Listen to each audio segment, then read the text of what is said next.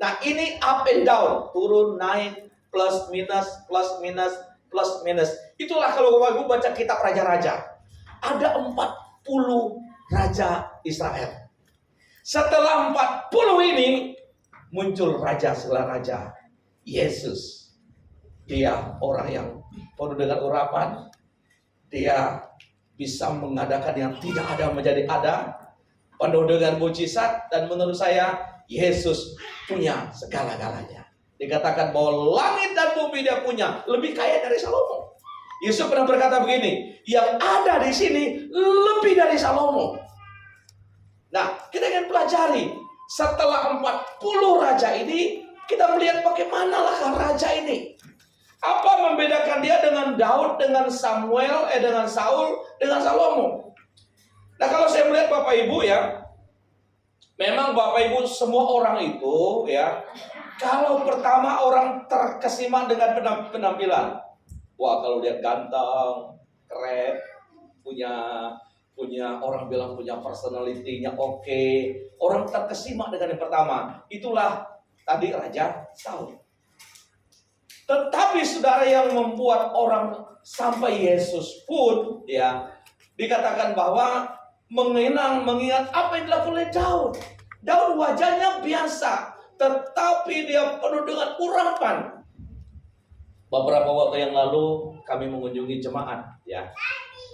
Nah, ini kebetulan orangnya nggak ada nih kayaknya nih. Ada salah satu jemaat kita, Bapak Ibu tahu namanya apa? Namanya Mesias. Mesias artinya yang diurapi.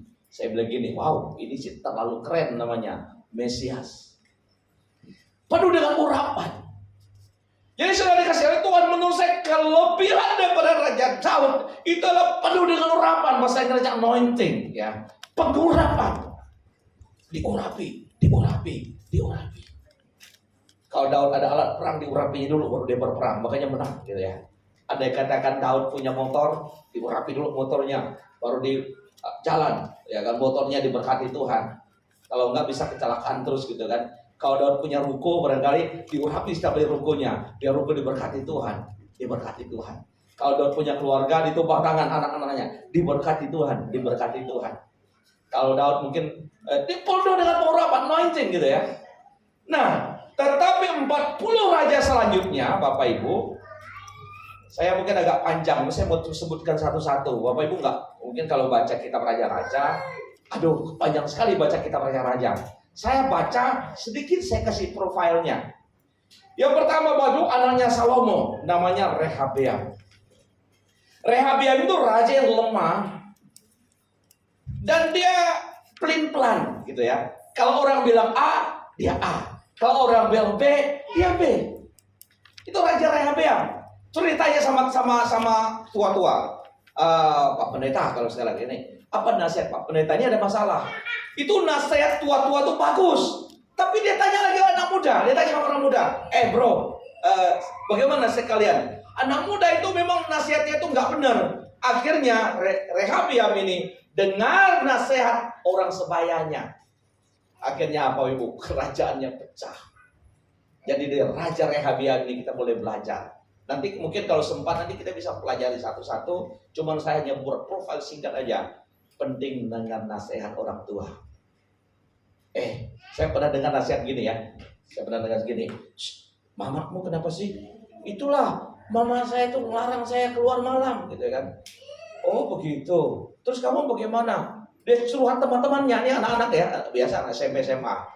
Terus akhirnya dia memprovokasi anak ini, anaknya dia gak pemberontak. Tapi saya melihat bahwa Bapak Ibu, kalau anak-anak SMA dinasehati oleh teman SMA, SMP dinasehati oleh teman SMP, nggak mau dengan nasihat orang tua, itu sangat-sangat berbahaya. Itu Raja Rehabeam. Dia menolak nasihat yang benar, tapi mengambil nasihat yang benar. Bayangkan teman-teman remaja ya, ayo, dia ada film seru nih. Yuk ini nanti mereka anak-anak PHG ini mau bikin drama. Ini bagus drama mereka. Ada yang coba mau merokok, ada yang coba mau minum, macam-macam. Ini yang membuat Rehabeam ini gagal. Kenapa? Dia terpengaruh dengan teman sebayanya. Tidak ada pertimbangan dari orang-orang hebat, orang-orang yang pintar, orang-orang yang diberkati Tuhan. Nah, ini Rehabeamnya ini cocok sebenarnya untuk anak-anak muda. Kalau makmu marah-marah, makmu ngomel, bilang mak terima kasih. Kalau makmu masih ngomel, anak ini ada masa depan. Dengar baik-baik. Kalau makmu masih cerewet, itu anak dia ada masa depan. Tapi kalau mak sudah nggak cerewet lagi, maknya sudah diam, maknya sudah mau ngomong, antara mak dan anaknya itu sudah nggak ada komunikasi, anaknya nggak mau nasihati, itulah model Rehabeam. Akhirnya kerajaan Israel pecah. Kerajaan utara itu sendiri 10 kerajaan, mereka hanya tinggal satu suku, saudara-saudara. Kenapa? Gara-gara ini anaknya degil. Ya, kalau saya ceritakan satu-satu panjang, tapi ada yang singkat nih yang paling penting menurut saya. Satu lagi namanya rajanya Abia. Raja yang setengah hati. Senang karena kasih karunia. Menang karena kasih karunia Tuhan. Ini setengah hati. Ini juga banyak orang yang gini. Itu nggak full gitu loh. Contoh gitu kan. Mau tampil gitu kan. Aduh.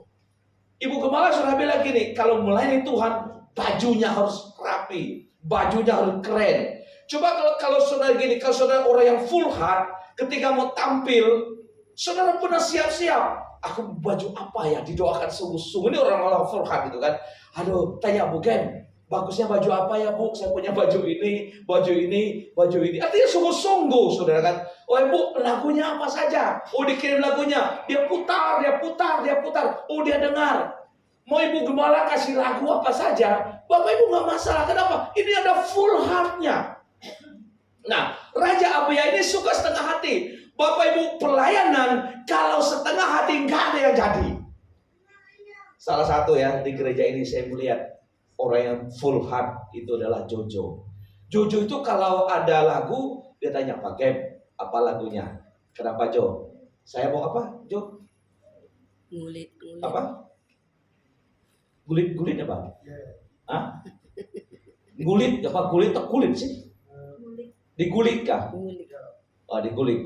Apa digulik-gulik? Maksudnya decenya, notnya, nadanya. Bayangkan, ini setiap nadanya ini sungguh menurut saya. Ada orang nggak peduli loh kalau mau tampil apa saja lah. Ya mau baju bagaimana, cara bagaimana. Ini menurut saya setengah hati. Jadi Bapak belajar Raja Abia ini nggak full heart sama Tuhan. Tetapi nanti saya lihat, tapi ada kalimat yang menarik ya, dikatakan tetapi dia menang karena kasih karunia daripada Tuhan. Saya renung-renungkan gereja kita Bapak Ibu ya. Memang gereja kita ini kalau mau jujur Bapak Ibu ya, Ibu Gembala sama saya pingin Bapak ini full heart, sungguh-sungguh, ayo sungguh-sungguh, berdoa sungguh-sungguh. Sampai kalau di doa Rabu itu ayo bersuara, ayo ngomong sama Tuhan ini. Kalau kita setengah hati gini, Pak di surga, terima kasih, kami berdoa untuk ini setengah hati. Tapi kalau full heart, itu Bapa di surga, Tuhan berkati, Tuhan layakkan, itu sungguh-sungguh saudara. Tapi luar biasa ada kalimat untuk Raja Abia ini. Tetapi katanya apa? Dia menang karena kasih karunia daripada Tuhan. Bapak Ibu, waktu Bapak Ibu mendengar firman Tuhan seperti ini, itu tanda Bapak Ibu full heart dengan setengah hati. Kalau Bapak Ibu setengah hati dengar firman Tuhan, percaya deh, nanti Tuhan kasih mobil setengah baru, setengah lama, nggak dapat yang buka bungkus. Ya maaf yang cowok maukah cewek yang second? Nggak mau toh. Tapi kalau nggak kita sungguh-sungguh dapat second semuanya, dapat yang full heart. Nah, tapi untuk gereja kita, saya menyarankan begini, kami ingin kita semua sungguh-sungguh gitu kan, berdoa sungguh-sungguh. Saya bilang gini sama MC ya, kalau mau MC itu coba dengar lagu berpuluh-puluh kali. Ibu Gembala itu kalau dia mau ini, dia berkali-kali dicoret lagunya, enggak bagus. Tapi ini kok bagus tuh, pesannya apa? Bayangkan kalau MC itu dengar 100 lagu, setelah dengar 100 ambil 10, setelah ambil 10 buang lagi 4, tinggal 6. 6 tuh dengar sungguh-sungguh, latih sungguh-sungguh. Itu pujian tuh luar biasa menurut saya.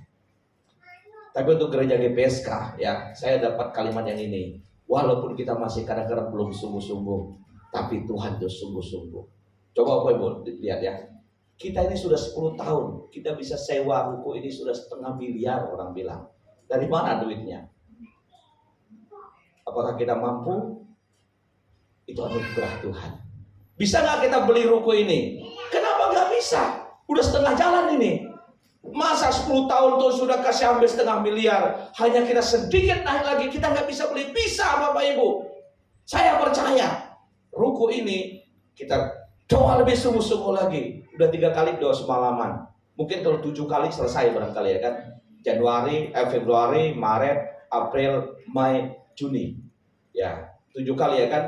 8 kali kalau sudah Juni 8 kali itu. Mei itu sudah 7 kali kalau kita dari Februari. Angka 7 merompokkan tembok Yeriko. Nah itu Raja Abia. Dan kemudian 3 Bapak Ibu Raja Asa. Nanti kalau saya cepat sampai selesai, kalau enggak ya sampai di situ saja.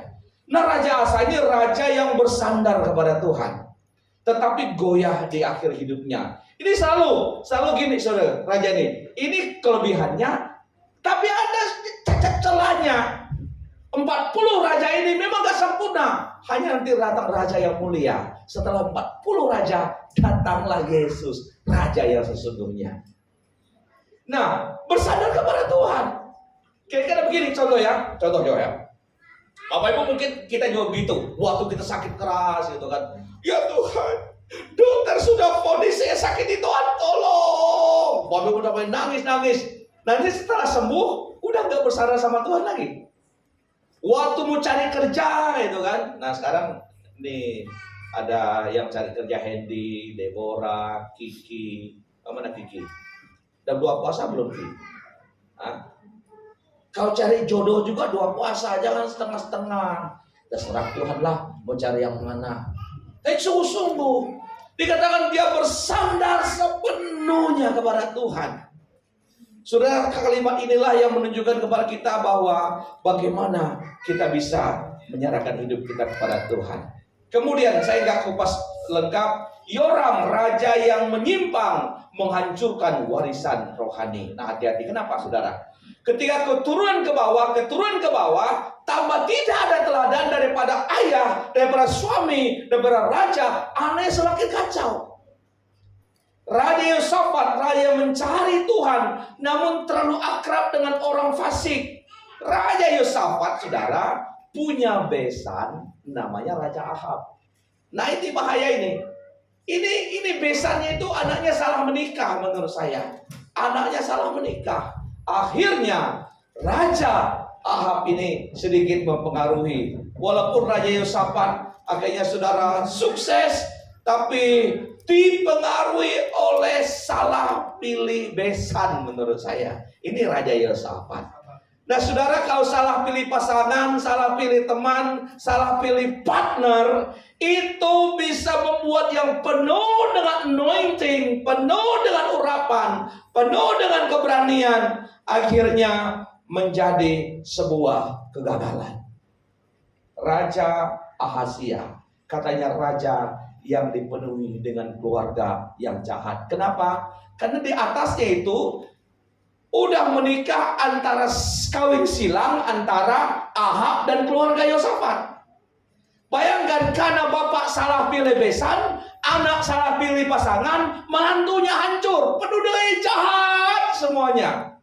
Bapak Ibu, kalau kita sedikit masuk yang jahat di hidup kita, contoh apa sih yang jahat? Iri. Itu sedikit tuh masuk. Benci, cemburu. Nanti banyak kita dikelilingi oleh yang jahat di hidup kita. Itulah kesalahan, kegagalan daripada keluarga Ahazia. Keluarga yang penuh dengan yang jahat. Nah, di bawah Ahazia lebih parah lagi Bapak Ibu. Namanya Atalia. Nah, ini bukan Talia ya, Atalia. A itu artinya tidak gitu kan. Nah, Atalia ini saudara, ratu yang membunuh seluruh keturunan Daud. Lambang kegelapan. Bayangkan, muncul si Atalia ini udah kumpulan jahat, di bawahnya itu tukang bunuh. Hati-hati Bapak Ibu ya. Jangan berpikir gini, ini yang cewek-cewek ya. Oh enggak apa-apa Pak, dia ganteng Pak. Saya kalau di Borneo itu suka tanya, siapa nama pacarmu? Pacarmu orang mana? Oh pacar saya Katolik Pak. Udah bertobat belum? Apa prosesnya? Kalau Anda salah pilih besan, nanti anak kita salah pilih pasangan, nanti muncul semua keluarganya penjahat semua. Itulah keluarga daripada Ahazia. Atalia ini ratu yang begitu jatuh membunuh orang. Seluruh keturunan Daud dimusnahkan semuanya. Itu bukan cuma keluarga penjahat, tapi pemusnah banyak orang. Jangan Bapak marah-marah gitu ke sama anaknya nanti. Ini anak nggak tahu diri. Salah kita nggak buat dia pergaulan yang benar. Makanya Bapak Ibu di gereja ini ada PPHG. Bapak Ibu kalau anak remaja ikut PPHG minimal ya kita di PPHG ini banyak sekali programnya. Ada nge-game, misalnya kalau mereka sudah nge-game semangat, ya minimal mereka merasakan sukacita di hati Tuhan. Kalau mereka nggak merasa enjoy di gereja, mereka pergi ke sana ke diskotik, mereka pergi joget-joget di sana. Oh, ternyata di sini lebih seru daripada gereja. Makanya saya bilang gini, di gereja jangan menonton. Di PPHG bukannya bermain, mereka nonton. Mereka nonton film yang rohani dan lain sebagainya. Di gereja ini mereka dengar firman Tuhan. Kalau anak itu tidak kita bawa ke sini, jangan sampai setelah anak, maaf ya, sudah anak narkoba, sudah anak penjahat, baru kita suruh dia ke gereja. Nah, ke gereja, paksa dia ke gereja, nggak bisa lagi Bapak Ibu. Kalau mumpung anak-anak itu masih bisa diarahkan, paksa dia ke gereja. Jangan sampai seperti kisahnya raja-raja Israel. Yosafat salah, Yoram salah, Ahazia salah, Atalia ratu yang menurut saya kejam, keji, jahat. Nah kemudian saudara, dari bawah Atalia itu ada namanya Yoas. Ini raja Yehuda, yang nanti raja Israel beda lagi, lebih parah ini. Yehuda masih lumayan menurut saya. Yoas atau Yohoas itu raja yang baik di awal, tapi jatuh saat kehilangan pembimbing. Ya, dengar baik-baik ya. Itu awal nih anak ini baik, raja ini baik, gagal gara-gara nggak ada mentorship. Saya mau kasih tahu sama gereja GPSK, 2026, ayo kita mau dimentor, ayo kita mau dimuridkan. Bapak Ibu yang punya anak, ya, saya senang. Kemarin Jofail nggak ada. Nah, pokoknya Ibu Endang, kalau dia nggak demam, paksa Ibu si Jofail masuk turun PPHG. Kenapa Bu Endang? Karena kalau anak-anak nggak ada mentor, itu berbahaya. Itu Raja Yoas itu sebenarnya baik anak ini, tapi karena minta maaf ya,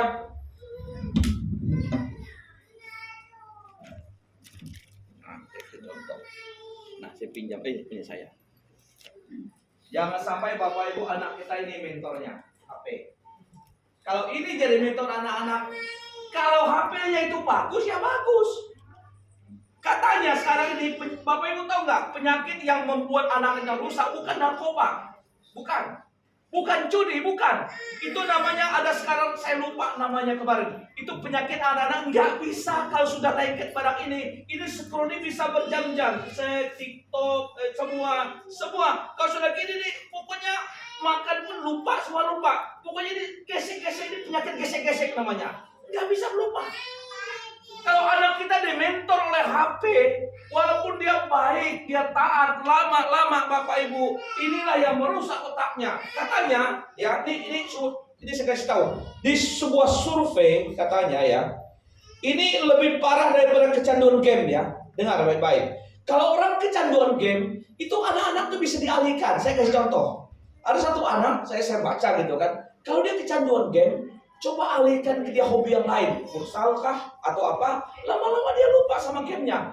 Tapi kalau yang hobi nonton film-film lucu, semuanya itu sekali dia buka, itu 2-3 jam terus gesek-gesek ini. Inilah yang mementor otaknya. Bayangkan kalau dari umur SD, SMP, SMA, mentornya TikTok, mentornya YouTube, itu otaknya rusak Bapak Ibu.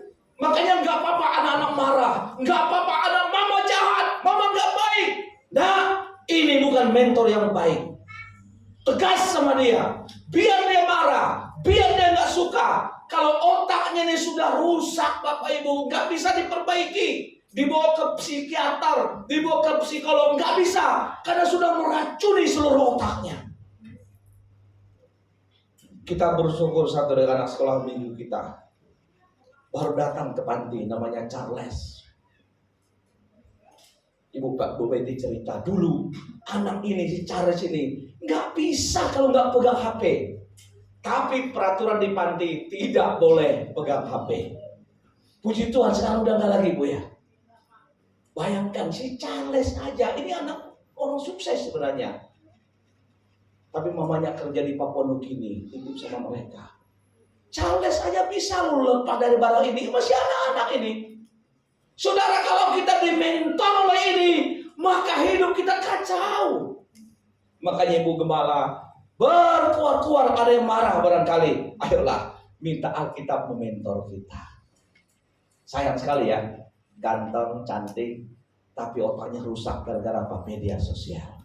Itulah Yoas. Satu raja lagi namanya Raja Amazia. Ya, saya tidak panjang, berarti saya nggak bisa selesaikan ini. Tapi saya mau kasih tahu, ini pelajaran yang penting. Hanya sedikit, saudara raja. Raja Amazia itu raja yang taat setengah hati. Ini juga ya, taat setengah hati. Kalau di depan orang taat, di belakangnya nggak taat. Sama orang tua baik, di belakangnya itu nggak baik, itu setengah hati. Taat setengah hati. Coba kalau kadang-kadang memang susah dapat yang betul-betul. Kelihatan yang baik, kelihatan yang kalem, taat setengah hati. Kemudian Raja Uzia. Raja Uzia itu atau Azalia, raja yang makmur, tetapi karena kemakmurannya, kesuksesannya itu membuat dia jatuh dan gagal. Kalau begitu, apa kelemahan kita sebagai orang tua? Dua. Satu, kita tidak mendidik anak kita sukses. Successful, hanya uang. Nah, kerja cari duit, kerja cari duit. Nah, pokoknya kalau ada ini cari duit. Saya kemarin saudara ketemu dengan, saya lupa namanya, satu orang bapak. Pas saya gunting di van, Ibu Tommy kan begini, Pak Em, ada tuh gunting yang ada di depan rumah kami. Saya coba, ketemu dengan orang arah Mempawah sana. Ditanya, dia ngobrol, oh ya, Bapak bagaimana Pak? Terus saya, ayo Pak. Orang yang ramah sekali. Oh Bapak orang mana? Saya lupa namanya itu Akhirun Pak. Akhirun lupa ya. Ya. Oh ya, orang-orang sebelah gitu ya. Oh, Bapak kerja di mana? Saya bekerja di PLTU, Pembangkit Listrik Tenaga Uap. Oh yang di mana Pak? Itu yang ada di Kijing sama yang ada di Yang ada di daerah Singkawang. Oh iya Pak, tahu nggak Pak katanya? Sekarang ini Pak, susah sekali cari anak yang bisa bahasa Mandarin. Sementara perusahaan Cina, ratusan perusahaan Cina, pokoknya kalau ada yang bisa ngomong Mandarin dikit aja, itu Pak gajinya 7 juta katanya, 7 juta. Pak kalau ada anak-anak yang bisa Mandarin, coba ini Pak, itu perusahaan Cina yang ada di Kalimantan Barat tuh banyak sekali. Tapi kita nih, saya sudah booking Pak, beberapa orang kami sekolahkan ke Mandarin, sekolah Mandarin. Tapi mereka rata-rata dibawa ke Bolowali, karena digaji di Sulawesi lebih mahal lagi. Saya bilang gini, wow, kalau ada saudara, memang kadang-kadang Bapak Ibu duit, ya kalau mau ngomong duit, itu sekarang ini kalau mau sukses banyak sekali. Tapi jalur uang itu ada, tapi jalur untuk ketemu Tuhan itu juga lebih penting Bapak Ibu. Ibu dikasih oleh Tuhan, Uzia itu terdidik sukses secara materi, tetapi kurang di mentor secara rohani. Ayo kita kerja di PSK. Kita punya tema kita keren, keluarga Kristen yang semakin bersinar. Mau kayak siapa? Mau kayak Daud? Oh keren Daud itu. Daud tapi kadang-kadang tidak bisa mementor Salomo. Daud sudah kasih firman Tuhan, sudah kasih teladannya. Apa yang kurang daripada Daud? Tapi Salomo tidak takut Tuhan, itu kuncinya di dia. Tapi doa kita berdoa bersama-sama. 2026, kita akan melihat keluarga kita bersinar. Semakin bercahaya. Harus ada kasih, harus ada terang. Kasih lambang dari perhatian karakter. Seorang butuh kasih, terang itu lambang dari firman Tuhan. Kalau keluarga